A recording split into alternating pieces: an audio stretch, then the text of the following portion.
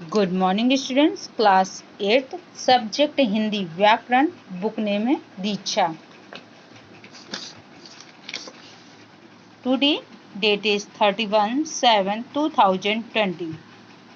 Page number 7। Student next video में हम लोगों ने चैप्टर 1 भाषा, बोली, लिपि और व्याकरण पढ़ा हुआ था, जो आधा हमारा कंप्लीट हुआ था। नेक्स्ट जो है हमारा ये हेडिंग है लिपि। लिपि क्या है? मौखिक भाषा को लिखने के लिए जिन चिन्हों का निर्धारण किया गया उसके लिखने के ढंग को लिपि कहते हैं। स्टूडेंट भाषा को व्यक्त करने के लिए लिखने के लिए चिन्हों का प्रयोग किया जाता है। उन चिन्हों को क्या कहते हैं? हम लिपि कहते हैं।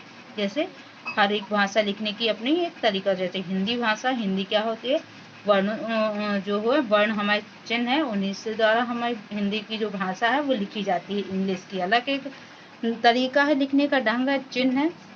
तो किसी भी भाषा को लिखने का जो ढंग वो चिन्ह होते हैं वो क्या कहलाते हैं? लिपि कहलाते हैं। यहाँ पर कुछ भाषाएं दी हैं और उनकी लिपि दी है, आपको इनको लर्न करना है। ओके स्टूडेंट, जैसे हिंदी देवनागरी, संस्कृत देवनागरी, आपकी जर्मनी रोमन, ये इतनी सारी दी हुई हैं। आपको इनको लर्न करनी है, कॉपी में राइट नहीं करनी है, केवल याद करनी है। ओके स्टूडेंट, नेक्स्ट है आपका व्याकरण। व्याकरण क्या है? भाषा का विकास एक गतिमान धारा के समान होता है। इसमें समय समय पर अनेकानेक नए शब्दों और रूपों का समावेश होता है। उसको शुद्ध और मानक रूप बनाए रखने में व्याकरण हमारी सबसे ज़्यादा मदद करता है। स्टूडेंट, सीधे व्याकरण का मीन है कि जिसके द्वारा हमें क्या ये मालूम चले कि ये सेंटेंस सही है, जिसके द्वारा हम शुद्ध बोल सकते हैं, लिख सकते हैं, पढ़ सकते हैं और समझ सकते हैं। उसका ज्ञान हमें किसके द्वारा होता है? व्याकरण के द्वारा। जैसे हम काम कर रहा हूँ, तो ये सेंटेंस सही है या गलत हमें किसके द्वारा? जब हमें व्याकरण का ज्ञान होगा तब हमें ये भी सेंटेंस भी मालूम चलेगा कि हमें वाक्य है कि सही है या गलत है। जैसे राम बाजार जाती है, तो ये सेंटेंस गलत है, वाक्य गलत है। क्यों? हमें मालूम है कि व्याकरण का हमें ज्ञान है, तो हम कह सकते हैं कि ये राम बाजार जाती है नहीं होगा, राम बाजार जाता है होगा। ओके स्टूडेंट, देखिए डेफिनेशन लिखे, भाषा के शुद्ध रूप का ज्ञान कराने वाला शास्त्र को व्याकरण कहते हैं। ये कह सकते हैं भाषा के शुद्ध रूप का प्रयोग जिससे होता है, मतलब हम बोलना, पढ़ना, लिखना सीखते हैं, वो क्या किसके द्वारा होता है? व्याकरण के द्वारा। ओके स्टूडेंट्स, नेक्स्ट व्याकरण के अंग। व्याकरण के 3 अंग होते हैं: वर्ण विचार, शब्द विचार और वाक्य विचार। वर्ण विचार क्या है? नाम से ही देखिए मालूम चल रहा है, वर्णों का विचार। तो जिसमें वर्णों का विचार होता है।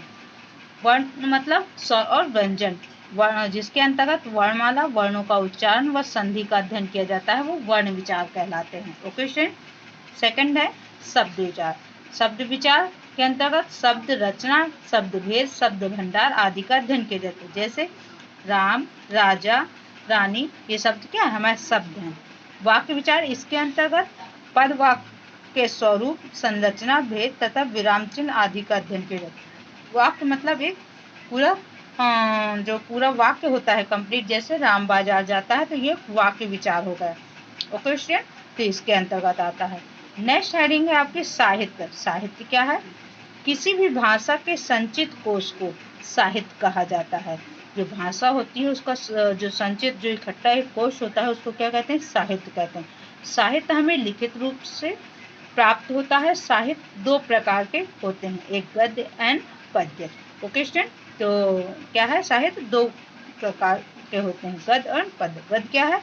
इसमें लेखक अपने मनोभाव को व्यथित भाषा यानी वाक्यों द्वारा व्यक्त करता है। जो गद्य होता है, इसमें वाक्यों के द्वारा अपनी भाषा को प्रकट किया जाता है। कहानी, पद्य, लेखक, निबंध, आत्मकथा, उपन्यास आदि गद्य साहित्य के रूप में हैं। जैसे गोदान है, गीतांजलि है। ओके स्टूडेंट, जैसे आप लोग की जो स्टोरी होती है, जैसे चैप्टर होते हैं आपके संस्कृत में, फॉर एग्जांपल संस्कृत की बुक देखी है आप लोगों ने, तो जो लेसन होते हैं तो वो आपकी क्या होते हैं? गद्य होते हैं। और जो कविता टाइप में होती हैं, जैसे इंग्लिश में ही होती हैं, जो चैप्टर होते हैं, जो एक पूरी स्टोरी टाइप होते हैं, तो वो आपकी गद्य हो जाती है। और जो पोयम होती है वो आपकी पद्य के अंतर्गत आती है। ओके स्टूडेंट, क्या है पद्य, इसमें कवि अपने मन के भावों अर्थात विचारों को शब्दों द्वारा तुक, लय, छंद आदि में अभिव्यक्त करते हैं। कविता, दोहा, सारंग आदि पद्य साहित्य के रूप हैं, जैसे रश्मिरति, सरोज स्मृति, रामचरितमानस आदि। ओके स्टूडेंट, तो गद्य एंड पद्य आप समझ गए। जो आपकी स्टोरी में होती है वो आपके गद्य होते हैं, जो पोएम टाइप में होते हैं, जो जैसे श्लोक वगैरह होते हैं, लिखे होते हैं संस्कृत भाषा में, वो सब आपके पद्य में आते हैं। स्टूडेंट, आज आपका चैप्टर 1 कंप्लीट हो गया है। रीडिंग पूरा समझा दिया गया है। यहाँ पर कुछ पॉइंट्स दिए हुए हैं जो आपको चैप्टर में पढ़ाया गया है, वही चीज़ है इधर भी है, तो आप लोग इसको एक बार रीड कर लीजिएगा। नेक्स्ट अभ्यास कर हम लोग कल करेंगे। Okay student, thank you.